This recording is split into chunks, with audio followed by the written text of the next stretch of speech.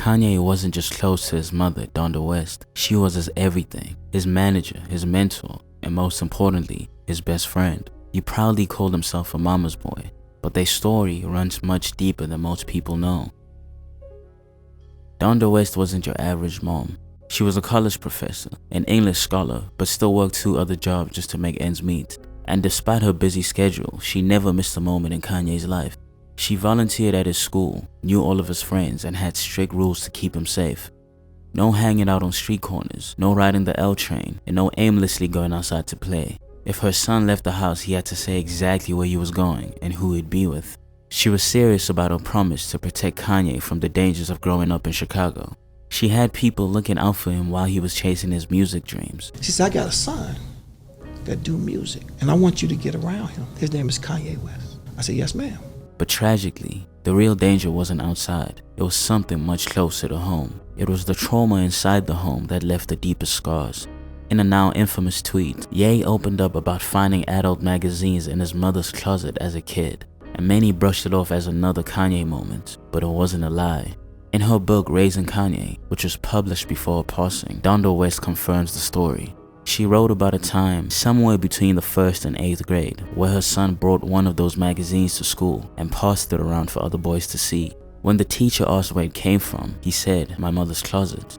He's kind of, he took a liking to adult material early on. Ah, that's very tactfully put, Ellen. Yeah. Right. Because didn't he get in trouble? Didn't he go to school and bring something to school he wasn't supposed to? Yeah, he did bring a magazine to school. He took a magazine to school, and I guess that wasn't so bad. The bad part was that he got caught passing it around. Children mimic what they see and repeat what they hear. Children mimic what they see, and Kanye was no different. He was exposed to things too early, things no child should ever see. In an unreleased song called Mama's Boyfriend, he hints at overhearing his mom with a partner. It took me 33 years of my life to write it. It means a lot to me. And it's called Mama's Boyfriend. You ain't interested in me, you just trying to fuck my mom. We are the voices of our parents' bad choices. But the door was locked and the TV up so loud, I scream out, I ain't going to sleep no time soon. And when I do, I'm sleeping in my mama room. And in another tweet from a couple weeks ago, he talks about hearing his mom and the babysitter. All of this stirred up a deep curiosity. I was traumatized by it because it wasn't like something, you a kid, you know what I'm saying? Like, you just do what you see. And then you're told that it's wrong afterwards. And then you're told it's wrong, and then you're made to be embarrassed about what you did, and you meant, or it's like, this is who you are for the rest of your life. This experience made Ye hypersexual at a young age, but he kept it all hidden. By the 9th grade, Donda found an explicit video in his room, which was so graphic she said it was too much for even adults. She had him write a paper about the effects of explicit content on teenage boys, but it was already too late. He had begun to struggle with a deep, personal shame. Shame that made him question his masculinity and question himself. Once he got to high school, some people began calling Kanye gay, and it hurt him to the core because he already carried confusion inside himself. That pain turned into homophobia, a defense mechanism to push back against what he feared about himself. I used to deal with that when I was in high school. And what happened is it made me kind of like homophobic, because it's like I would like go back and like question myself, like, damn, why does everybody else walk like this and I walk like this? So why is then you start just looking, because you don't realize until you're in high school, people like, yo, fam, look at you. Look at how you act. If you see something and you don't want to be that because it's such a negative connotation towards it, you try to separate yourself from it so much. Like anybody that was gay, I was like, yo, get away from me. And it's kind of like I was racing to try to find that constant masculine role model right there.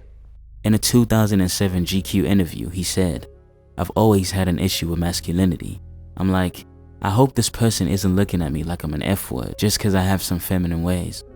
When he later spoke out against homophobia, you could see it in his eyes. It came from a deep, personal place. He wasn't just preaching, he was pleading. Everybody in hip-hop discriminates against gay people. To me, like, that's one of the standards of hip-hop. I wanted to tell my rappers, just tell my friends, like, yo, stop it, fam. Because hindsight is always 20/20, everything starts to make sense. Why he hated that South Park joke so much. Everywhere I go, people pants smaller than mine.